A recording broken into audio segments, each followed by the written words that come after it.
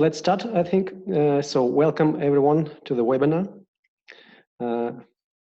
Thanks for coming. My name is Andrei Angelchev.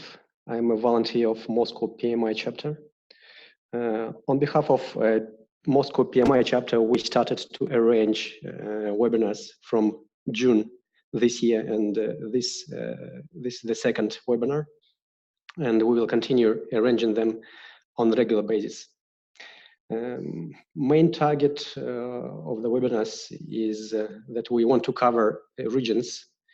We don't want to force people to come to Moscow, especially for the events, so that you can join the events from your places. Yeah, as always, information about future events can be found on our Facebook page and on our site, pmi.ru. I would like to express my gratitude to Vice President of Moscow PMI chapter, Dina Ivashova, who initiated the idea of the webinars, and she's online now. You can see her as the organizer of the Zoom. And of course, special thanks to Denis Vukoslav, our today's speaker. Denis is a prominent, experienced speaker, and I'm sure the presentation will be interesting for all of us. You can get the presentation materials upon the request. So just send your request to myself, or you can use also our Facebook chat to request the materials. Okay, with these words, I would like to give the floor to Denis. Denis, welcome. Andrei, sorry, I would like to add a couple of words. Thank you so much as well. My name is Ivashova Dina. I'm VP Special Projects of PMI Moscow chapter, and thank you to Andrei. With his support, we were able to start the project and organize these events as well. And thank you everyone that you join us today and have interest to our project. We started this project to develop international interactions, and I am very happy to invite different professionals from other countries and share our Russian experience as well. So today our guest is Denis. Yes, he's Vice President at State Street, and Denis leads the US and EMEA program for the company's key client and worked for 15 years as a PMO head and program manager in finance, card payments, and airline industries. Denis, welcome, and thank you for your initiative to share your knowledge and experience about design thinking and project management. Thank you so much. Thank you, Dina. Thank you, Andrei. I'll try now to share my video, at least to see me for a minute before I start. I'm not sure. Do you see me now? Yes, Denis, we see you. Okay, perfect. So thank you all for both Dina and Andrei, to you for your invitation to present this interesting topic to Russian colleagues, but also from our colleagues all around the world who joined today on this webinar. As Dina mentioned, I work as a vice president in IT Global Program Manager in State Street in Dublin, and design thinking is, I would say, my main topic on the last few presentations I had all around the world. Today we'll be focusing mainly on how to use design thinking in project management. So during the presentation, and of course in the end of presentation, your questions are more than welcome. So now I will switch to deck. I hope you all see presentation, and we can start. So this is something called design squiggle, illustration made by designer Daniel Newman, and somehow I always use this illustration in the beginning of my presentation to show how what's the way how good ideas or how any ideas actually are coming from this whole mess in the beginning to one idea, one solution that hopefully will satisfy both us and our customers. So let me start this session with a question for you. If you can maybe tell me, are there any of you had any practical experience doing design thinking in your projects? If you can raise your hand, just that would be fine. Just for me to have a feeling, do we have anyone who actually worked and used design thinking in your projects?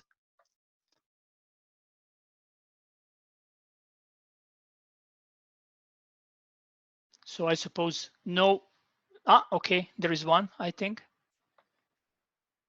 Okay. Okay, good. To be honest, I'm not surprised.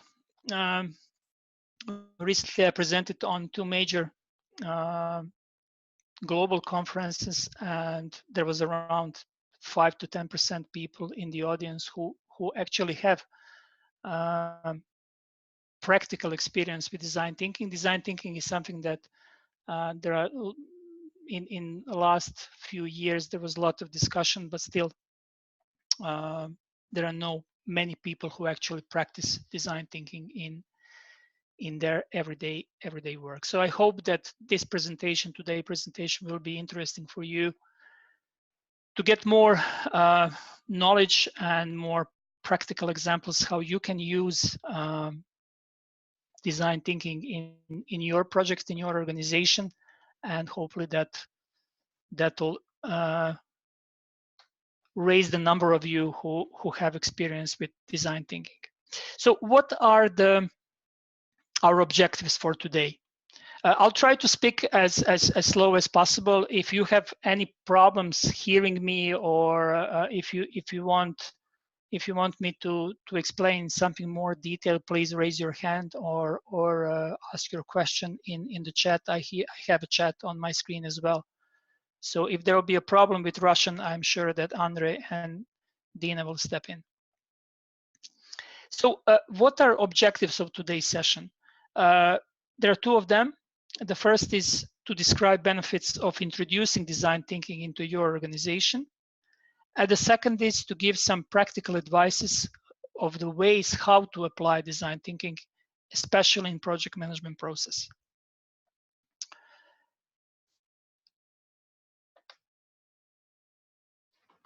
Design thinking is all about creativity, and there is no better way to start this session than using this quote I love. Few things are more harmful to creativity than fear of change. Why I mention that? Though all of us usually glorify innovation, we always speak about innovation. The sad truth is that majority of people want everything to be as stable and as familiar as possible. Especially that's the case with our customers. In any industry, customers tend to resist innovation. Also, it's very common that customers don't know what actually they want. So it's our task to figure out what they actually need, or even to create that need. Additionally, a full customer-centric approach to innovation usually leads to only to incremental improvements. Probably all of you had situation that customer tells you that they want faster reports, they want things. So usually they only look at things in a way that what they are getting right now, they only want to do that faster or better. Very rarely you will see a customer telling you that they want something completely different. So very rarely they ask for a radical innovation. So because of that, we not only project managers, but also organizations that are dealing with customers have to be bold, and we have to build on top of what we hear from our customers. And at least from my experience, sometimes it's better to somehow ignore your customers, at least in the beginning, just to make sure to be able to show what something innovative, something new to our customers. So let's talk about more about our customers. Our goal is to make our customers satisfied with our projects, right? So let me tell you one story about customers. So think about two customers. They're both male. They're both born 1948 in UK. They're married. They're successful. They have a lot of money. At least 2 children. They like dogs and love the Alps. So based on this description, I would say these two customers are very similar, right? They have a lot of things in common. But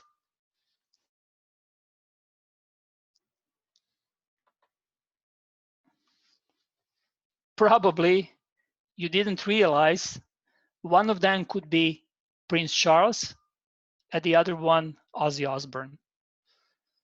So they're not so similar, right? Why I said that? Why I gave you this example? Because usually we are looking at our customers through analysis through statistics. And though these statistical descriptions are important, true understanding of habits, culture, social context, and motivation of our customer is crucial. So we need to put the customer at the center of the process. And to be able to do that, that requires a full understanding of the customer beyond statistical descriptions and analysis of their needs. So in this particular example, you see, I gave you some statistical description, and based on that, probably you would say these are the two very similar customers, but in the real life, as you can see, they're completely different. So gaining that authentic customer insights includes application of different methods and tools that enables us as organizations to slip into the customer's shoes, let's call it that way, and understand their individual experience and the wider context of that. Because we are all customers with different needs and different mindsets.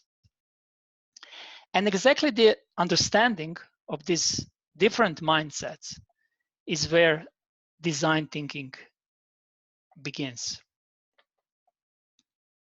So what is design thinking? I suppose we should start with short introduction about design thinking. I'm sure that at least you heard about that. It's a very catchy phrase. So design thinking is thinking about design, or maybe even thinking before design. It's a process of watching people work, learning how they live their lives, and finding solutions to the difficulties they face each day. Then the next step is to gather up all that information, sort it, and look for some kind of patterns, let's call it that way. And then using those patterns, decide on a plan of action, brainstorm design ideas, make a model or prototype, and then together with our customers, rework and tweak that invention, that prototype, until it does what it's supposed to, until both customer and we are happy with that. Design thinking, I always say that's not something new. This is not something that was invented 5 or 10 years ago. And it was not definitely invented by a single person. So a lot of people from the history actually lay down the groundwork for the development of design thinking as we call it today. Among others, probably all of you heard about Thomas Edison and his famous 300 prototypes of a light bulb. He failed with every one of them, 300, until he finally found the one that worked. However, back then, of course, it was not called design thinking as it's today. Design thinking links a lot of smart ideas and practical methods from different areas together, and then creates different kind of combination of them. Maybe you heard about American company consultancy IDEO. They became very, very famous, I would say 20, 30 years ago. And they were somehow a forerunner in design thinking. Initially, they started with product development, but as clients, customers increasingly started to approach them with issues that involved people and their needs rather than actual products, it was time for new methods.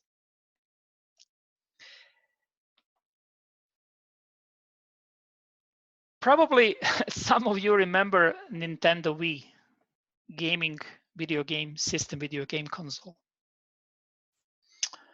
And that was not so a long time ago. And it wasn't by accident that I didn't say some of you that have children. Why?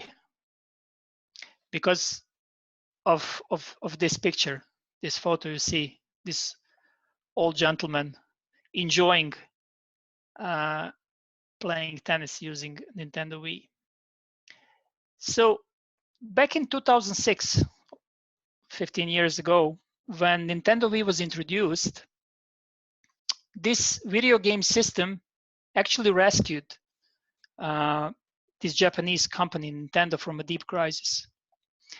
And what's interesting about Nintendo Wii is that its success was due to a combination of technologies that has existed for years. So actually there was nothing really new for Nintendo Wii. There was all existing technologies, but combined in a way that was very different, very engaging for customers. And the result of that existing technologies combined was more than 100 million units of Nintendo Wii that was sold in 10 years. And as you can see in this picture, Nintendo Wii was loved by all generations, not only kids. So I'm sure that at least some of you enjoyed playing on Nintendo Wii. Why I mentioned Nintendo Wii? Because everything we do, every project starts with an idea. And that idea, if we want our project to be successful, has to be good. So question is how to spot a good idea. I'm sure that's $1 million question for you as much as for me, but actually there is answer. And the answer is by introduction of 3 criteria that should let you know, is your idea going to result in a successful project? And these 3 criteria are customer desirability, business viability, and technical feasibility. In a very small space where those 3 criteria overlaps lies a space for innovation. And usually this is the space where good ideas are coming from. Of course, it's much easier to say like this than actually deliver that in real life with the real projects, with the real products. Unfortunately, and obviously, not all ideas are good ideas. And I'm sure you all of us know that from our own experience and also our professional experience. So yes, 90% of all startups fail because they deliver projects nobody wants. And also, I'm sure that you are aware that 70% of all IT projects fail too, for the same reason. Why? Because they deliver ideas that nobody actually wants. So in theory, they looked interesting, but through the life cycle of the project, we realized, or they realized, that actually that idea is not good enough to be delivered until the end. Using Agile and other project delivery methodologies, we are already interacting with our customers. We deliver incrementally, and we are making sure that our customers are happy as much as they can be, of course. But by introduction of design thinking and combining design thinking with Agile, Scrum, even waterfall methodologies, should result with drastic reduce of the risk of failing. So what's the difference between then design thinking, Agile, but also lean startup design sprint methodologies, and how to combine these methodologies in your projects? I found this picture in the internet. I mean, there are a lot of similar pictures that try to explain how to combine these methodologies, but I really like this one because in this picture you can really see that there is no precise point in time when you're stopping with one methodology and then going to the other, but there are a lot of overlapping, a lot of time where there is overlap between two or even more of these methodologies. But in short, projects should start with design thinking. We should empathize, we should define, we should ideate using design thinking. We are going to explain that later through our presentation what that is.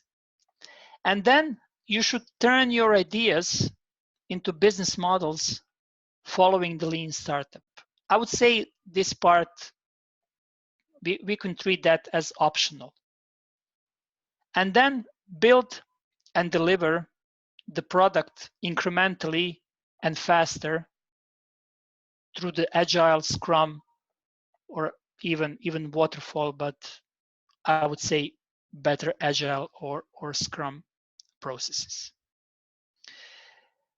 As I said, probably if you go on web and then write how to combine design thinking with Agile or any other methodology, you will see a lot of search results, because there are different views on the place where one methodology flows into the next, because simply there is too much overlap and there are too many similar techniques that are used in different methodologies.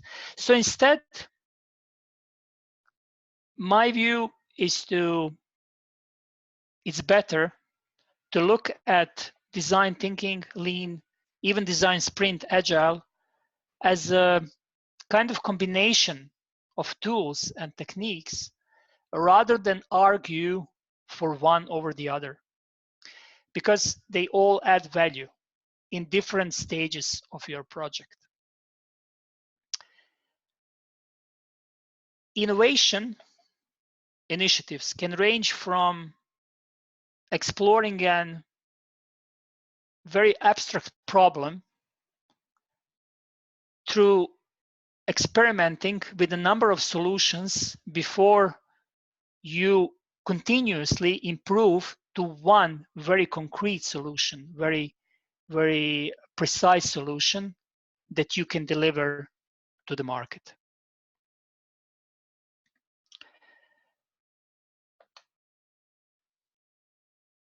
let's talk now about ways how to apply, or better to say, how to introduce design thinking in your organization and how to combine it with Agile and other project methodologies.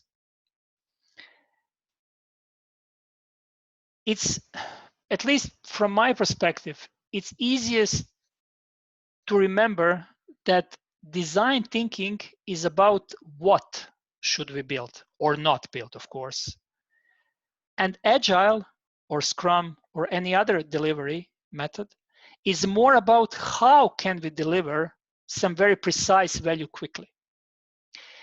Though it seems that these interests are aligned, they are not exactly the same. There are many projects in which design thinking was used in the very beginning, where initially there was one view how this project should look. And then after understanding what actually are the needs of the customer or of the market, that project moved in direction of completely or very different type of a project.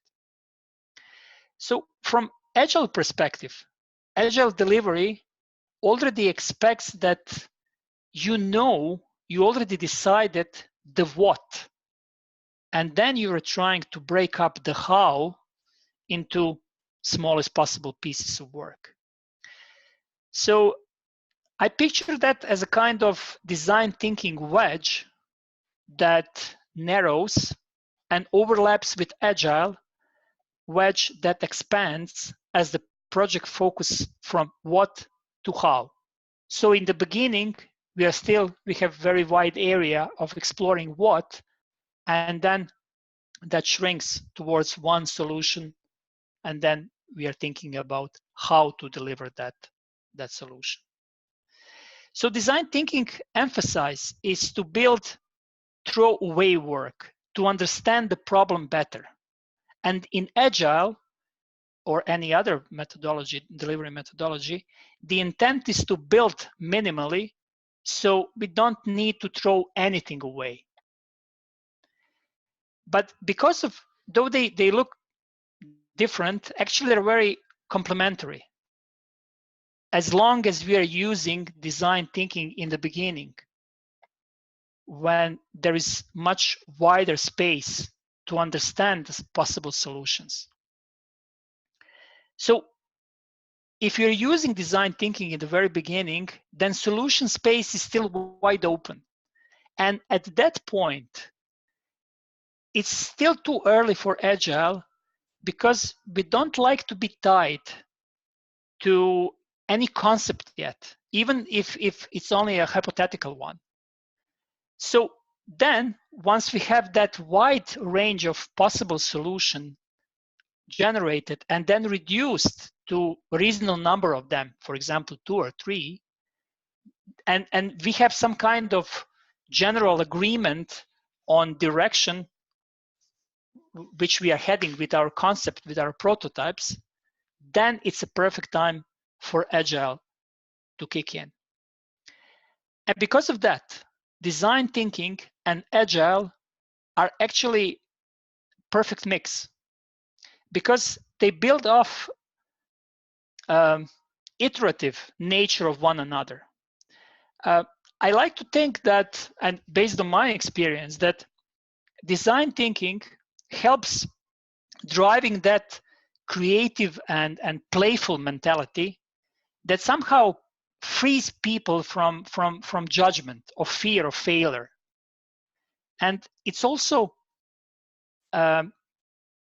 iterative methodology that is based on prototyping, which falls into Agile methods perfectly.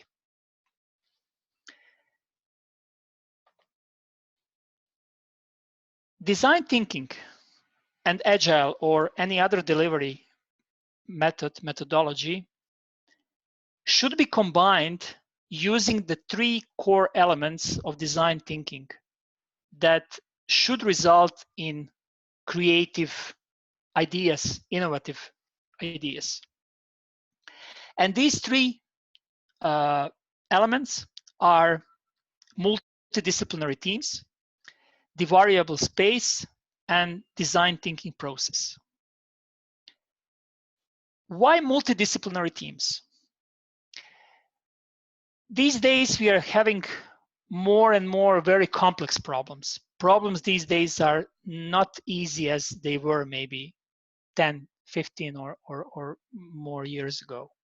So because of those complex problems, the expertise of a single person and the know-how of one discipline, one single discipline, are no longer sufficient. So it's not possible anymore, to bring one person and then ask that person to provide you with solution. So unfortunately, these days are gone. So because of that, we need to focus on team effectiveness instead of capabilities of one or two individuals. Because of that, ideal design thinking team is diverse, and it draws on members' differences in terms of age, nationality, education, profession, cultural background. So all different kind of things that makes us diverse, that makes us different in terms of our understanding of our views, of our interests. And because of that, we are able to go into different areas of expertise, methods, models. And what's the most important, such multidisciplinary teams usually produce very unusual results and very innovative solutions, which is not the case if you are dealing only with one group of people or with one person. So developers, managers, designers, customers should be brought together to discuss future solutions, to discuss problems, to see how we can resolve those problems. Of course, I'm sure that also you had that situation as I had. Sometimes, or very usually, they misunderstand each other. Simply because all of us have different backgrounds, different experience, we are a different age, we have different education. But the ability to make use of this joint knowledge, to discuss solutions during project development is crucial for the later success. The second element of design thinking that is very, very important is space, variable space. If you're doing design thinking workshops, if you are trying to implement design thinking, you definitely need a special kind of environment that will be used during that process. So in general, that workspace should support creativity, openness, and communication of your group. It's fantastic if you can work in a, I don't know, modern light room with fancy chairs and desks and things like that. But the crucial point is something else. That space in which you are doing design thinking exercises should be changeable and flexible. And during the different process phases that we are going to discuss later, that space should be able to be quickly adapted to team needs. For example, working while you're standing or sitting, working as a team or alone, working silently or noisily. So it should be easy to move the furniture around, such as tables, chairs. In that way, creating new scenarios, new layouts that will support our design thinking exercise. And the most important is design thinking process. Design thinking process consists of 9 phases, as you can see, which are split into 3 groups. inspiration, ideation, and implementation. Introduction of Agile or any other project methodology happens after 6th phase of design thinking process, after test. So today we are going to focus only on the first 6 phases of design thinking process.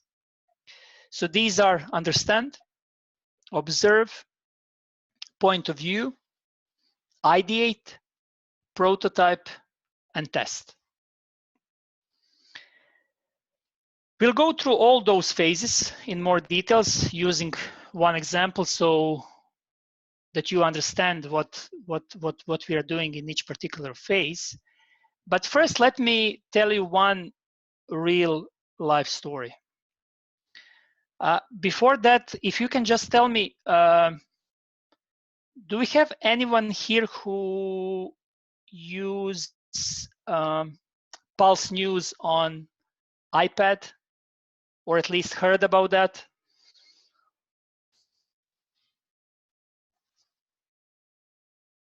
If you can raise your hand.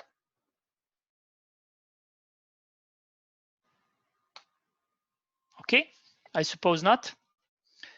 You can check that. You can check that after the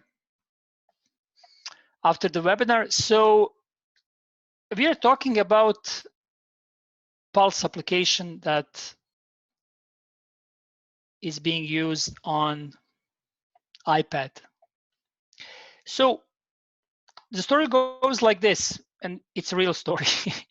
Akshay Kothari and Ankit Gupta were 2 students on the Stanford University.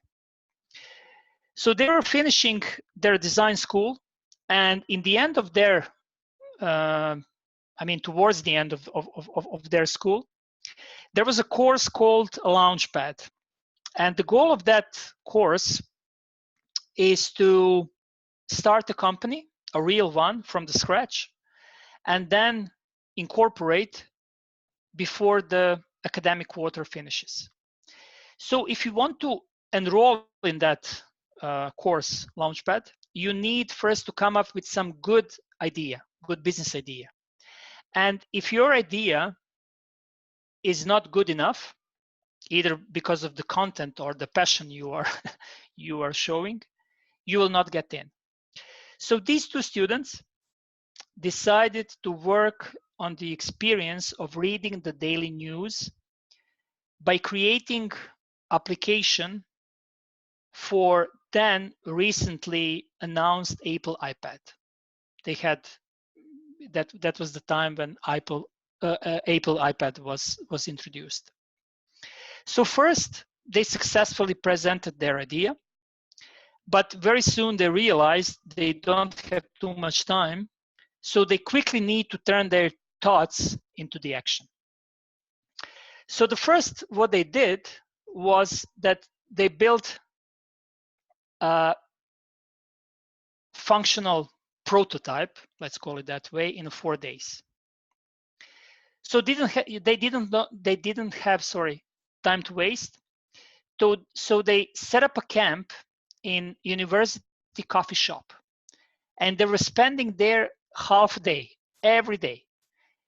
But very soon they realized that their, let's call it, office came with very, very good advantage for their business, because in that coffee shop together with them, there were a lot of potential future customers, because a lot of students were sitting there, drinking their coffees and reading the news. So they started with quick, rough prototypes, getting feedback from coffee shop visitors every step of the way. First, they used only Post-its, very, very simple Post-its that were simulating the flow of the user interface for their news application. And later, they, based on the feedbacks they received, they actually made a software mock-up on the iPad. And in that way, it was even easier to get the input feedback from the people around them. So that was perfect timing, because iPad was released very recently, and people were very, very curious about the iPad itself. So they had one iPad, they put it on the table. It was all the time near them. And when somebody stopped to ask, is it real iPad? Because they were curious, they would just hand it over to that person with the latest prototype of their application open. And then without any comments, anything, they just watch what people are doing with their application. Every day, they made around hundreds or more small iterations, small changes. In 2 weeks, they went from people saying, oh, this is a crap, this is horrible application, to the statements such as, wow, this is fantastic application. Is this already preloaded with iPad? So what was the result of this 2 weeks? The result is that they created Pulse News, very, very nice looking, elegant news reader application, which was launched in 2010, that uses stories from both traditional and the new publishing sources. This application was so successful that a few months after it was launched, while those two were still students, Steve Jobs showed the Pulse from the main stage of the Apple Worldwide Developers, I think, conference was that was the name, focusing attention of the whole world on the two students and that application they made. Since then, I checked 1 month ago, something like that, I think it was more than 30 million people downloaded that application. And that application is one of the 50 original applications in Apple's App Store Hall of Fame.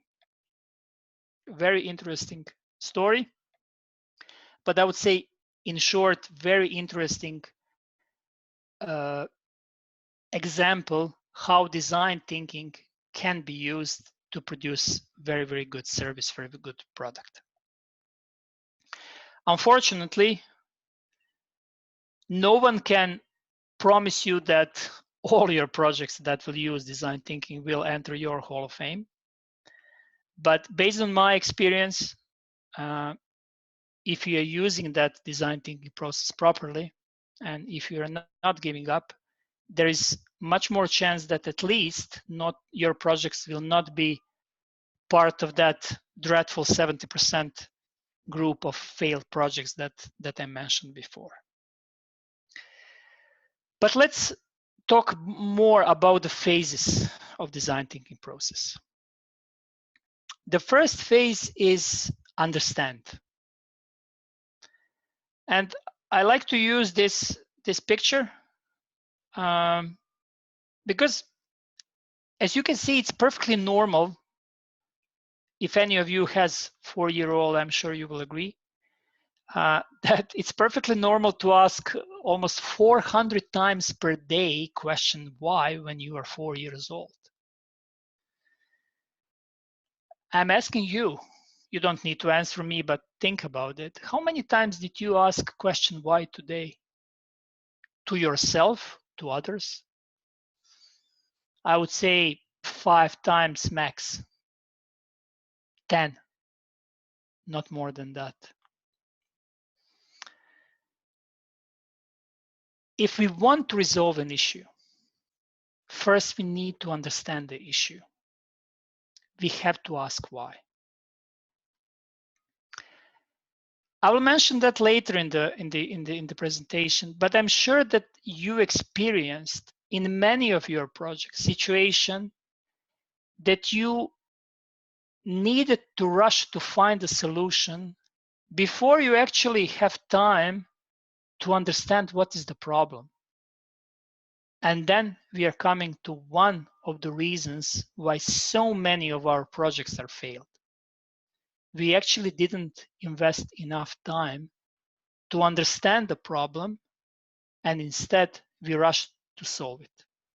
And this is not only problem of IT projects, but I would say this is problem in general these days with a lot of issues, a lot of problems that we are facing every day in different areas of our life.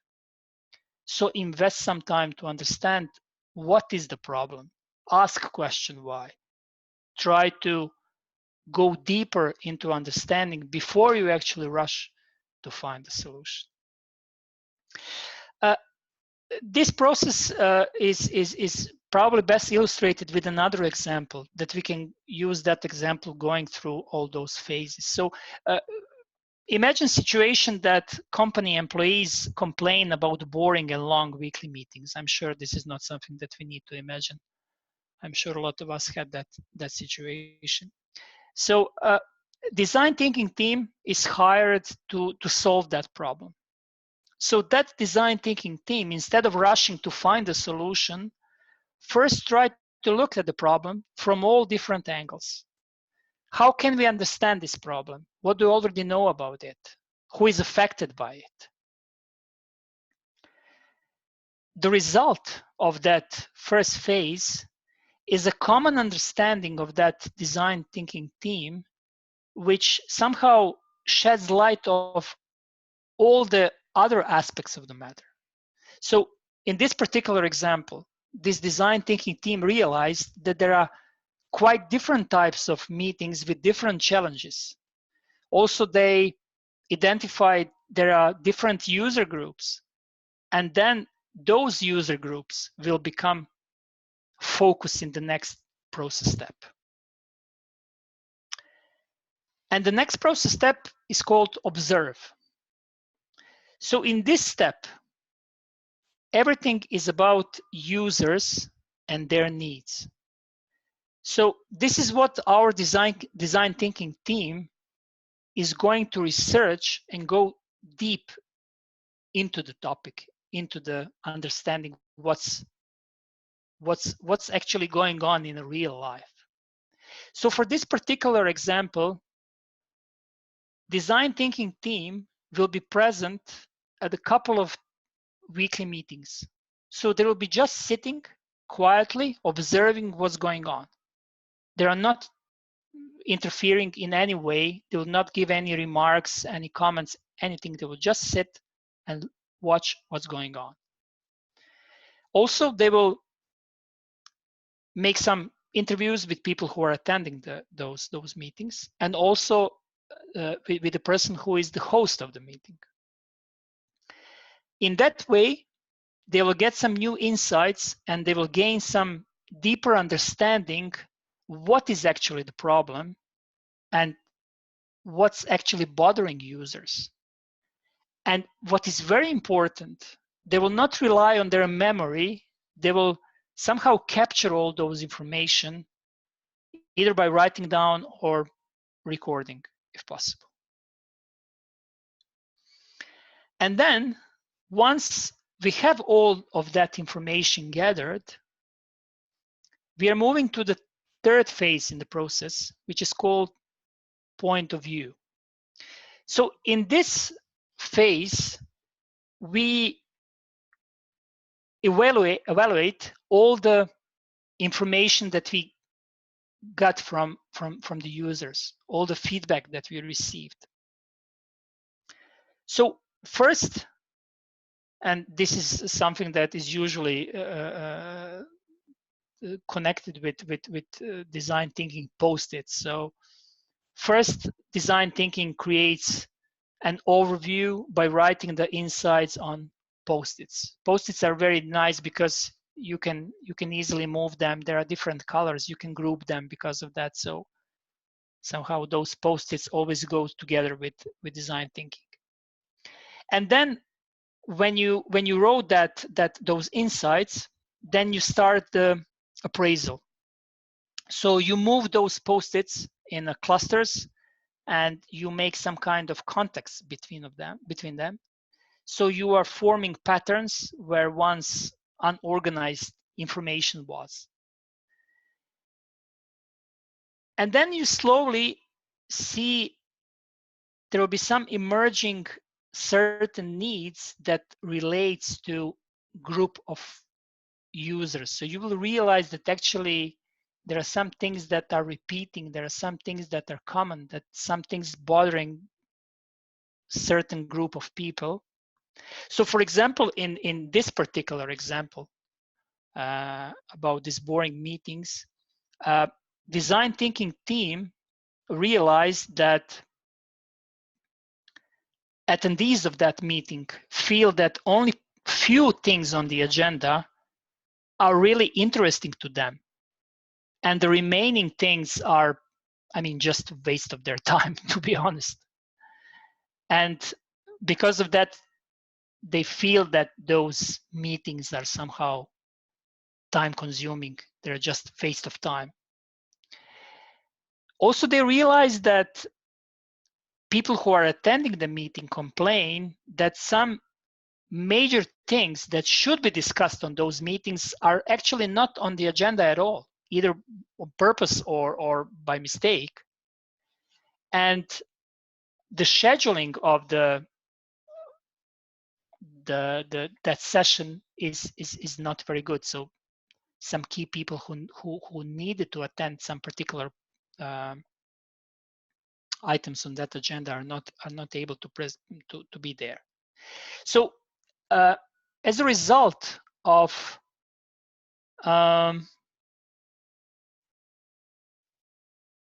that exercise, the team has now, after doing that, the team has a clear vision of the users, their needs, their fears, their goals, and then can find a suitable solutions. And if you now come back to the statement that I said a few minutes ago, so these first 3 steps of design thinking process enables us to fully understand any complex problem. And what is the most important, the risk of trying to solve the wrong problem are minimized. And this is exactly what we usually forget and don't do when we are doing our Agile or any other delivery. We are rushing to the solution. We don't invest enough time to understand what's actually the problem. We have usually 1 or 2 sentences which explain the consequence of the problem, but not actually the cause, the root cause of the problem. And using design thinking, if I should say one thing why you should use design thinking, then my view would be to understand the problem instead of rushing to the solution.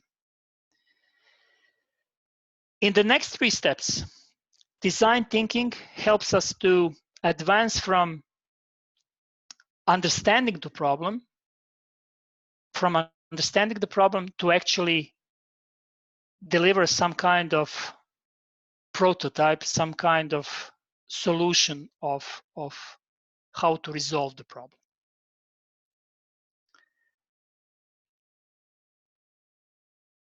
The next step is ideate. So after the first 3 steps are finished, by now our design thinking team has very clear understanding what is the problem. So in this stage, we need to produce new ideas while keeping all the time in our mind the user needs. So in this stage, in this phase, we need to create as many new ideas as possible. So there are no bad ideas. There are many different approaches which can be used to generate those ideas. I will not go too much into details, but it's very important to say there are no bad ideas. You should encourage your team to produce as many as possible ideas, because only if you have a lot of ideas, there is a good chance that at least one of them will be the good one.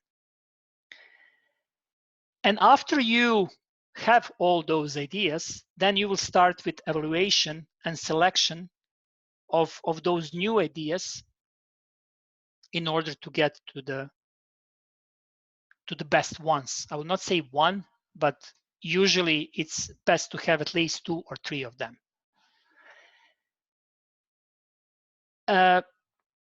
For this particular example,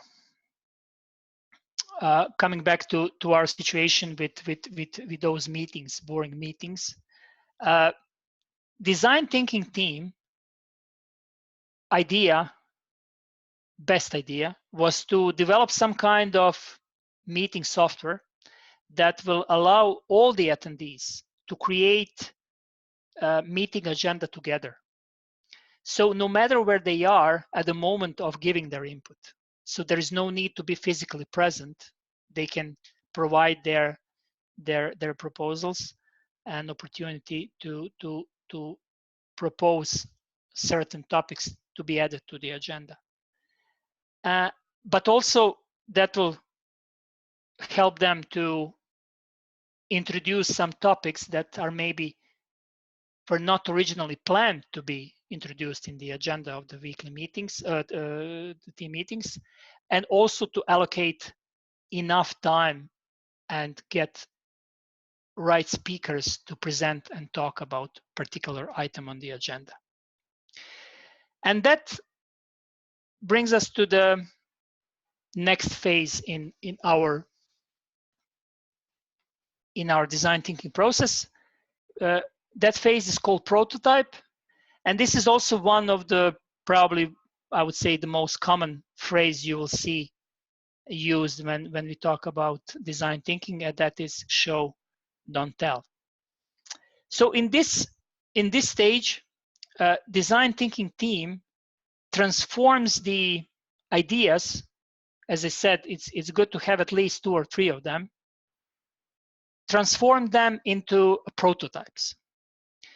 So that should be fast, that should be quick, dirty, using paper, cloth, Legos, or anything that is in hand. So not wasting a lot of time to produce perfect prototype.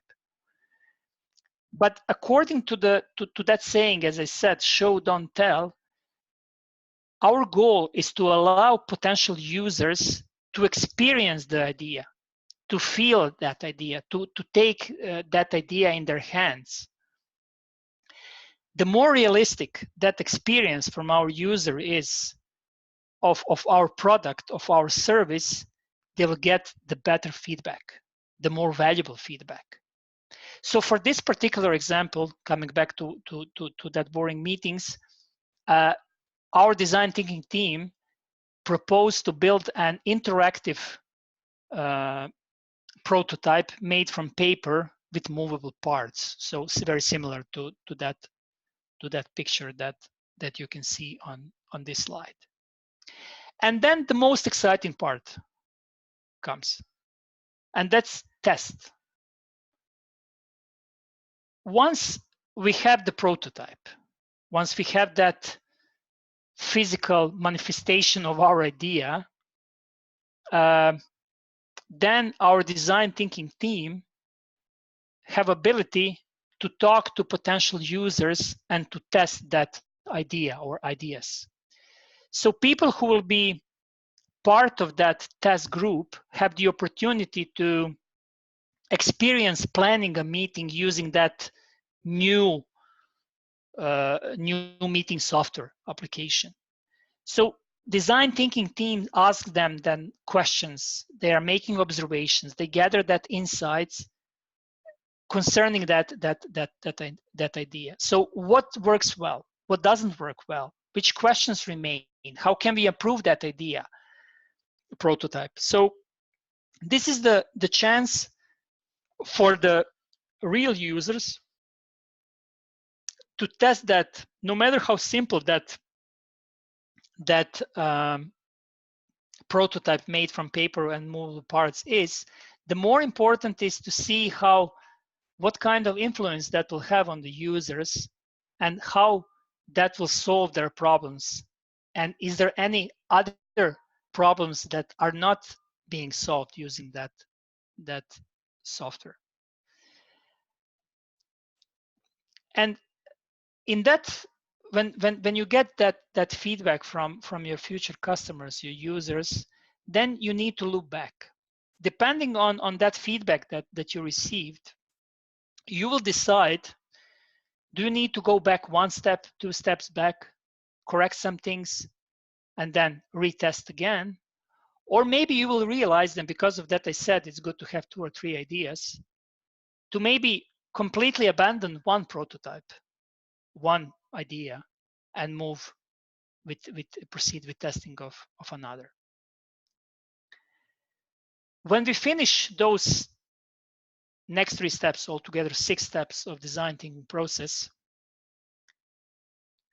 we came to the point where we have solution in theory, but not only in theory, but also solution that your customers, your clients have had chance to take in their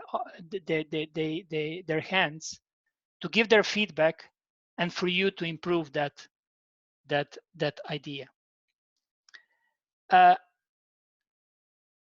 introduction of those steps, solutions are validated quickly, and what's very important, with a low risk and with minimal efforts, means minimal amount of money. So if you are able to stick with that process entirely, I'm sure that your design thinking will develop a very unique solution for a very specific user group. And of course, as I said, you will save a lot of time, a lot of money in the process. Based on my experience, I would say if you are introducing design thinking for the first time in your organization, don't try to start with the biggest project you have right now, the biggest issue. But also don't start with something very, very small. Why? If you start with something very big, then all eyes, especially from senior management, will be on you, and it's very hard to be honest, very, very hard to sell design thinking to senior guys. So in that case, if you're starting with such a big, large project, there is a big risk that if something goes wrong, and believe me, in the beginning with design thinking projects, things are going wrong, which is normal curve of learning, you will probably lose support very, very quickly from senior guys, and that means your design thinking is probably gone. On the other hand, if you are starting with something very small, it's very hard to really see design thinking in action if there are no many solutions that you can choose, because usually small projects should be easy to resolve, should be easy to develop. So based on my experience and based on the experience of many other people that I have a chance to talk about, when you are starting with design thinking in your organization, try to find some kind of medium project that is not in the focus of attention of your senior guys, and then try at least once or twice, try to go with that methodology as you should. Don't try to take any shortcuts, because I heard many times, yeah, we are doing design thinking. We had that workshop 2-3 days. And then I say, okay, and then what? So design thinking is not a workshop of 2 and 3 days. Design thinking is a process. This is not something that you can do in 1 or 2 days. This is something that you really need to take time. When I say time, I don't mean years, but you definitely need to take some time to understand your problem, to follow this process as I explained, and to deliver some kind of solutions before actually moving into delivery phase of the project. The next slide, probably I could I could spend the whole day talking about this one. We don't have time. So I will not go into details, but still I would like to give you some brief information, and in the end of the presentation I will give you I will give you information where you can find more about not only about this, but about some other things related to design thinking. But this is very interesting slide, because on this slide you can see 10 essential tools that can be used by design thinking team to create new possibilities and to somehow reduce the risks of managing uncertainty of growth and innovation projects. So these 10 tools are divided into 4 groups, and these groups are what is. So these are the tools that help exploring what is the current situation. Then the next group is what if. So these are the tools that help us envision some alternative future solutions that we can deliver. Then what wows. So these are the tools that we are using usually with our customers, with our clients, to help us make some choice for future solutions. So we are delivering multiple solutions to them and then see their reaction, what is really something that makes them wow, this is really good. And then what works. These are the tools that help us to test our solutions in real life to make sure that they are really good enough. As I said, we don't have enough time to go in details about each of them. So visualization, journey mapping, value chain analysis, mind mapping, brainstorming, probably one of them that you heard about, and then concept development, assumption testing, rapid prototyping, customer co-creation, and learning launch. I'm not sure, will any of you attend Global PMI Congress in Philadelphia in October next month? So there I'll have a presentation about assumption testing, rapid prototyping, and customer co-creation. So these are the methods, creativity methods that help us to introduce some creative solutions to our project. So look forward to talking to you in Philadelphia if you'll attend, and if not, of course, you will be able to download that presentation. So in short, design thinking in our project equals empathy, invention, and innovation. What does those 3 words mean? That means that if you value your customer, you need to spend some time understanding the interactions your customer has with your product, your service, and that means 2 things. First, you need to view your service, your product, through the customer's eyes. And second, you need to design that future service, future product in a way that customer receive consistent experience. What is strange is that, unfortunately, I saw in my case, but in many other colleagues had similar situations, that we as companies are ignoring both of these aspects. And the consequence is that customers feel that they're ignored and we are losing the value. Using design thinking, that allow us to break through the stereotypes and bias ways of thinking. And the result of that is that the value is maximized and our perspectives are innovated. For my EMEA Congress session in May, I made a very interesting survey that lasted, I would say, around 2 months, in which I spoke to more than 100 design thinking professionals all around the world. people who actually work with agile teams. That was very interesting, very interesting survey, because it was fabulous to realize that regardless of the industry, regardless of the part of the world, actually you can summarize all the problems and all the benefits in one slide. So today I would like to present the overview of those key findings and benefits.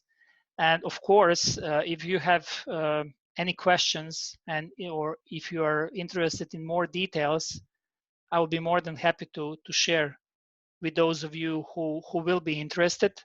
Just reach out to me on my email, Twitter, or LinkedIn. I will provide my details on the next slide. But let's go through those key benefits, as I said, that somehow are universal regardless of the industry, regardless of the part of the world, when you're combining design thinking with different delivery methodologies. So the most important, that this is something that I already mentioned many times, if we are using design thinking in our projects, we have the ability to uncover true client customer insights. So as we said, in Agile, in our delivery projects, often we are proposing solutions, but they are not based on the insights of real insights, of real feedback from our client, our customers, why the problem even exists. So as I said, we are rushing to solutions. We are trying to solve the problem based on the one or two sentences that came from someone who initiated that project, but we really didn't invest enough time to understand the root cause. And many times what we are doing is that we are trying to resolve the consequence, not the root cause of the problem. Then the second thing, empathy. Design thinking devotes an entire process step to develop customer empathy. And this is very connected, very related to the first point, because using that empathy, that gives you insights that you couldn't otherwise get from a written ask or story. So if you ask your customer in the email to send you what's the problem, you can't expect that he will have time or will to write you a novel about what's actually happening. But if you spend some time with that customer, at least a day or two, talking about what's really going on when that person is using your application, for example, what's the problems they are facing, what's the issues they are facing, probably showing that empathy and understanding, putting yourself in the customer's shoes, will help you to really understand what's the problem. And as I said, unfortunately, this step is usually either minimized or skipped altogether in our projects because, we want to deliver as soon as possible. The third one, design thinking ensures solutions are really highly relevant and compelling from the user perspective. We used a lot of time working with the customer or users. And because of that, what we delivered in the end is really something that is relevant and really something that will solve the problem that our users, our clients are facing. Agile allows our teams to learn quickly and change direction when needed and build solutions according to user needs.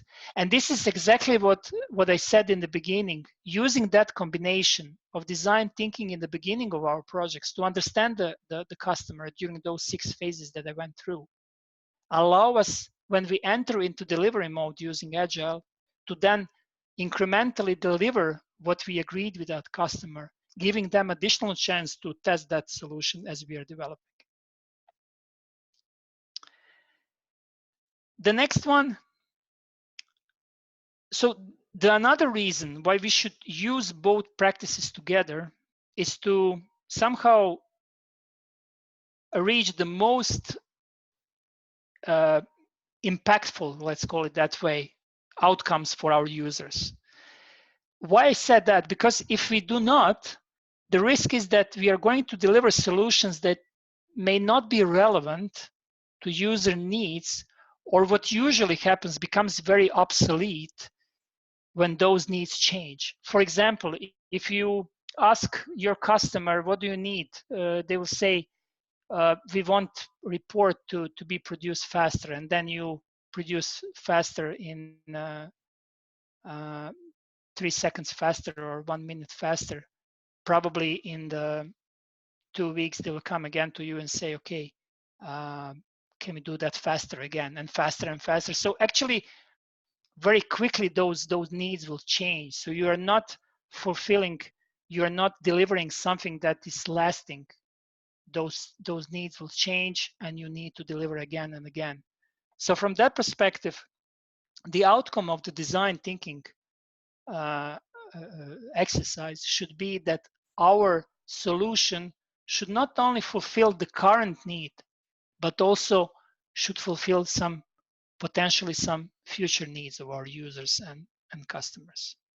And then one very important thing in the end, using design thinking,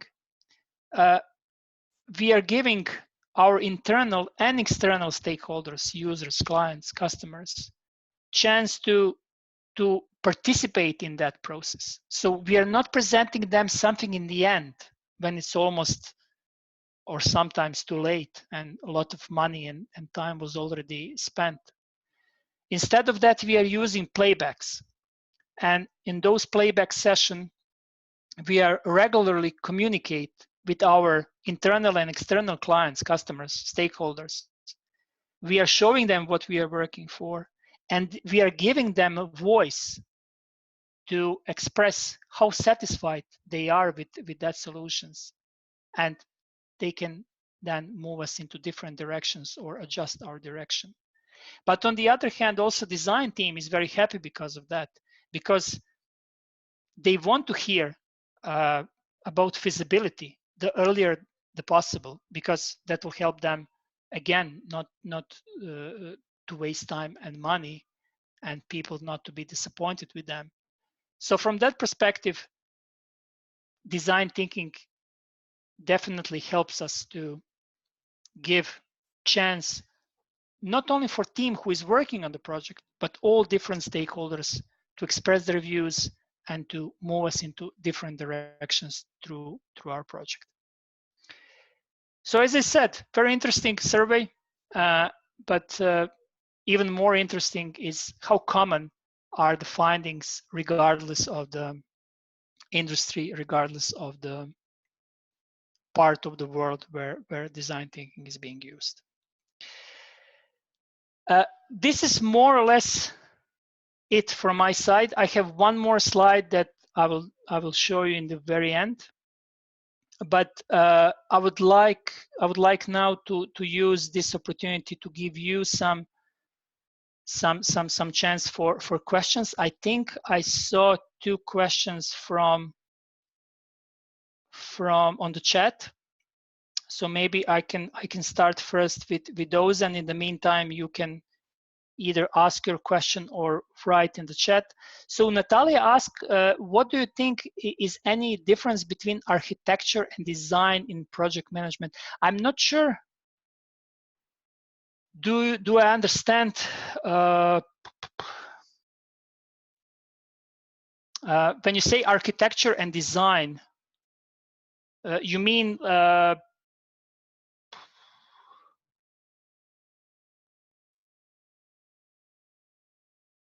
Can you maybe, Natalia, write what when you say architecture and design, do you think as how can I say that as part of project research?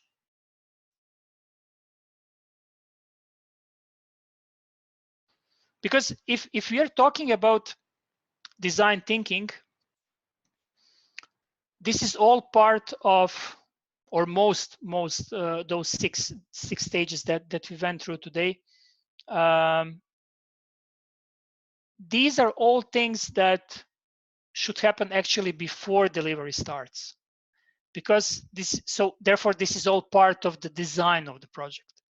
This is part of getting the requirements of the project. This is part of getting business analysis of the project. So from that perspective, architecture and design, I would say design thinking somehow incorporates both of them. Let me know, Natalia, if that answers your questions. If not, please let me know, or you can send me on my email. I can then explain you in more details. Anton asked, it would be great if you can explain how design thinking process is different from collecting requirements process. Yeah, very good questions. Thanks Anton for that.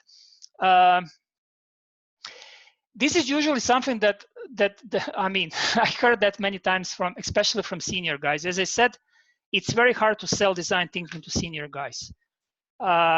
Even if you are able to sell that, usually their understanding of design thinking is actually exactly that, what Anton said. Okay, you can guys gather 1-2 days on one place and then you'll speak about requirements. Design thinking is much more than gathering requirements, because usually you're getting requirements from your user, from your customer, from your client. And as I said, you will get, if you're asking your customer, your user, they will only tell you what is the consequence they're facing, what is the problem they're facing. But only if you spend some time working with those customers, if you understand the whole context of their problem, then you will realize that it's much more than just get the requirements from them. Because probably during that design thinking exercise, you will realize there are much more hidden underneath the surface, the surface, than just those requirements they gave you for you. So yeah, design thinking is part of design thinking is to get precise requirements, but also design thinking is way more than that. It's to understand the problem from all different perspectives, not only from customer perspective, from internal perspective. And then based on that, proceed with a solution that will both, as we said in the beginning, feasible and desirable from user perspective to be delivered. Anton, is that answering your question? If not, I can provide you more information. You can reach out to me on email, and then I can answer in more details. You're welcome. And then question from Mikhail, what methods preferable for data collection? Interviews or something else? I would say face-to-face, if possible, is always the best. Because of that, workshops, interviews, face-to-face. If not, then of course, phone conferences. I would avoid email. The reason why is that first, you will not get, people usually don't have time to write long emails, and even if they write long emails, sometimes it's very hard to understand to express your feelings, your views in a written form. So because of that, of course, if you don't have any other possible way, then use email. But if possible, then use any other way. As I said, in person best, to speak to your customer. If possible, gather them at least for a day or two in one place to exchange information, to exchange views, to exchange their opinions. And I suppose that should be the best. Mikhail, is that answer your question, or?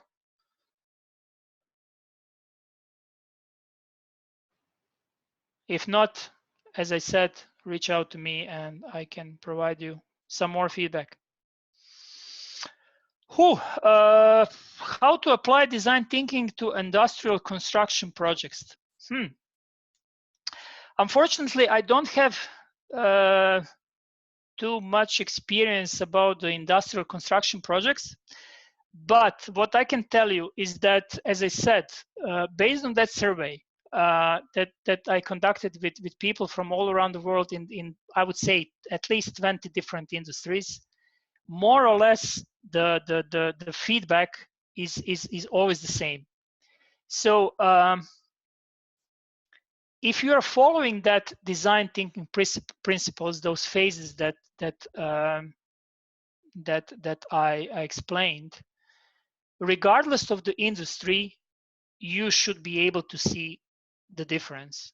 So even in the industrial construction project, as I said, I'm not very familiar about the details, but I'm sure you still have different stakeholders. You still have clients, customers. You still have people who are part of your organization that could provide, but coming from different, I would not say maybe departments, but with different views. So I would say the principles are very much similar or almost the same. So try to get different feedback, different views of the problem that they're facing. Try to see what are the expectations of that solutions. I know that probably it's different if you're building, if you're making a building, then it's very hard to make a prototype. But maybe focus on one of the things or several of the things that could make a difference for the client, for the customer, and then do design thinking about those particular parts of your solution. One more thing, I mean, we are talking about combining design thinking and Agile, for example, or Scrum, or any other iterative delivery method. So usually design thinking exercise is not finished once you deliver that prototype, especially for the Agile projects, because usually when you develop your project, you are developing project in phases. Only in waterfall is different, but somehow that's design thinking is iterative process.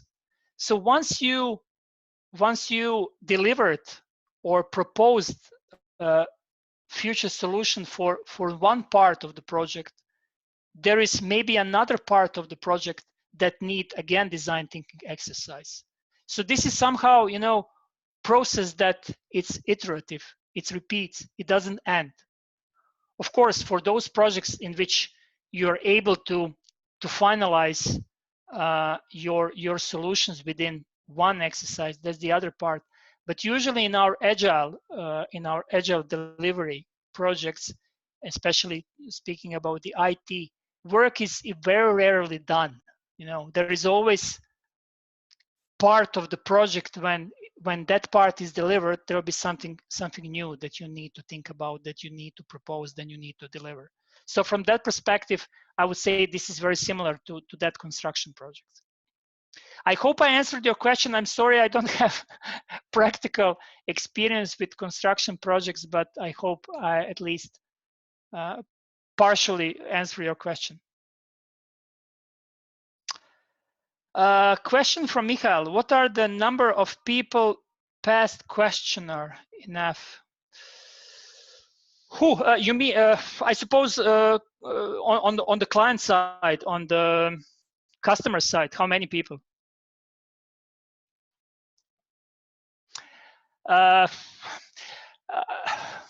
It's very hard to say. For example, based on my experience, sometimes it's very hard to get more than few people involved, especially from the client side. But I would say everything better than one is good. Because even if you have, I mean, I'm speaking only about external customers. So of course, on the internal side, I would say at least a few people from each department that are participating in the project. So at least two. But if we are talking about customer, usually we are only facing one or two people from the customer side. It's very rarely that you know that you have the ability to talk with, I don't know, 10 or 15 people. But usually, I would say everything up to, if you're talking about customer, everything up to 5, 10, that should be more than enough. And from the internal perspective, I would say if you have, I don't know, development, if you have managers, if you have designers, if you have help desk people, if you have project managers, if you have, so people from different areas that could give you different insights, different feedback, different view of the problems they are facing. And I suppose that diverse team should produce, as I said, innovative solutions, because based on that diverse views, you'll be able to deliver good solution.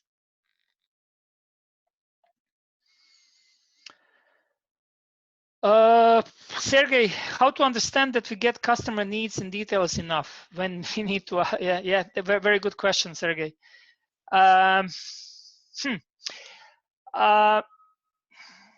Based on my experience, I would say you need to define some kind of timeline, some kind of schedule for your design thinking exercise. And this is also very important when you're trying to sell design thinking as a new shiny thing to your senior guys. So it will be very hard to sell that idea if you don't have at least some kind of time slots in which you are going to do those phases that we spoke about. So understanding, observing, point of view, ideate, and so on. So from that perspective, I would say in the beginning, you should define, I don't know, 2 weeks or whatever, that in which you're going to do that understanding of customer needs. And then only in case you realize that you need some additional times, then you can prolong that period. But it's good to have at least some rough timeline because that will somehow help not only you but also customer. Because if you say, okay guys, we are going to do some design thinking exercise for the next 3 or 4 weeks, then they will know in which timeline they can expect some outcome. So I would say depending on how big the problem is, but try to agree on some time, and then only if you need some more time, then extend.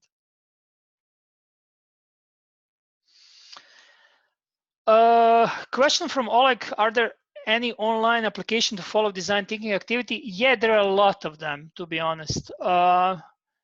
But to be honest, I'm not big fan of check boxes and things like that. Of course, as project managers, we need to use them. But for the design thinking, if I can choose, then I would get rid of all those application and things like that, and I would rely mainly on that human contact, using as I said, as many as possible interactions face to face to your client. And then it's completely irrelevant, are you going to capture your feedback in Notepad, Microsoft Word, or any other shiny application, as long as you got the real feedback from your client, if you understand what I mean. So I'm not saying that those applications are not good, but I would say try to be more focused on the content, not about the application in which you're going to present that. Because usually, when we are talking about applications and then we need to present that to our senior guys, then they will see that there is additional cost, associate with that design thinking, and that makes your selling even harder. So from that perspective, try to reduce your cost. If you want to introduce design thinking, try to reduce your cost as minimal as possible. So use only, for the beginning, use only the tools that you have, you know, because if, based on what I told you, you see, actually, instead of, you need time and you need chance to talk to your customers, your clients. This is not something that requires application. And then once you have established design thinking in your organization, then you can probably move to the next step and invest some money into application. But yeah, in short, there are a lot of applications, and I'm sure you can find. I will not advertise any of them, but yeah, there are a lot of them.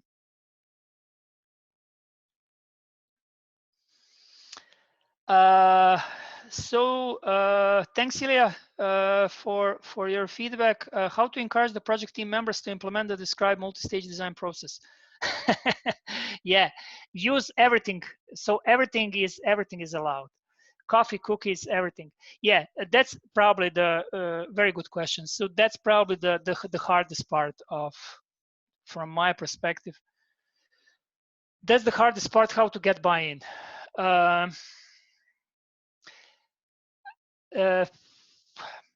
If possible, in the beginning, try to get support from middle management.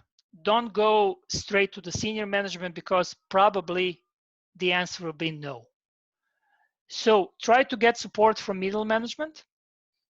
Try to sell that idea in a way I mentioned before. Let's give me one project which is not the most important one for my organization, and give me a chance to do things differently. And then if I succeed, then we can talk about other projects. So this is the approach that I used, and I know many of other colleagues used. Fortunately, I have that situation that I have a lot of teams that I worked with, so it was much easier for me. I didn't have that matrix situation problem that most PMs are facing. So, but yeah, whatever is possible, use to get that support for the one project. Don't aim for the stars in the beginning. Try to test that new approach with projects that it's feasible, and then if that succeeds, then go to the senior managers or ask your middle manager to help you with that.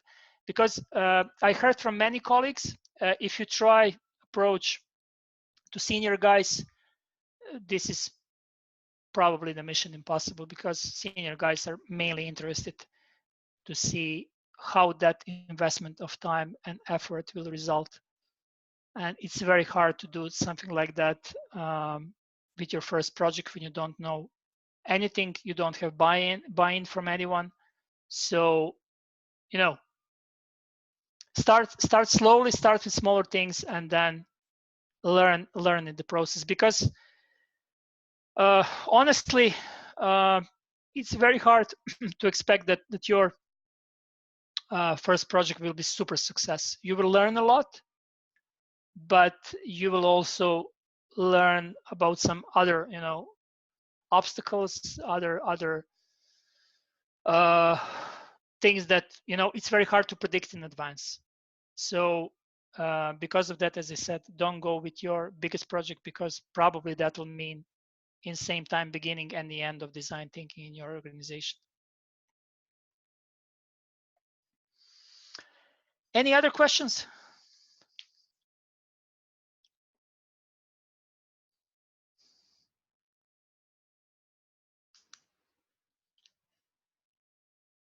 Andre, any questions from your side, or anyone else I mean, by voice? No, thank you, Dennis. Okay, in that case, let me just share with you the last slide. So on the last slide are the 2 books that I would like to recommend you.